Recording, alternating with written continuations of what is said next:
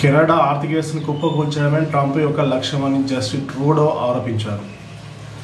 America అధ్యక్షుడిగా బాధ్యతలు చేపట్టిన అనంతరం కెనడా, మెక్సికోలపై 25% సుంకం విధించే ఆర్డర్పై డొనాల్డ్ ట్రంప్ సంతకం చేశారు. అంతేకాకుండా వలసలు, డ్రగ్స్ అక్రమ రవాణా, సరిహద్దులోని కట్టడి చేయడం విఫలమైతే అమెరికాలో 51 రాష్ట్రంగా కెనడాను చేరాలని ట్రూడోకు చురుకులంటించారు.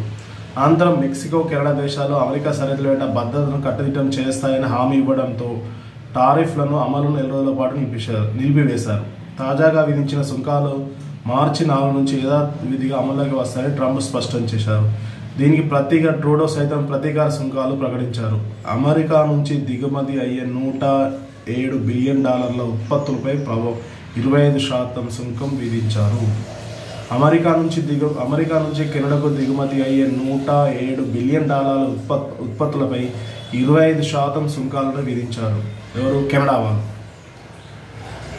ఒకవేళ కెనడా గనక అక్రమ రవాణాను కట్టడి చేయలేకపోతే అమెరికా 51 రాష్ట్రంగా కెనడాను చేర్చుకునే అంశాన్ని పరిశీలిస్తామని ట్రంప్ హెచ్చరిస్తున్నారు.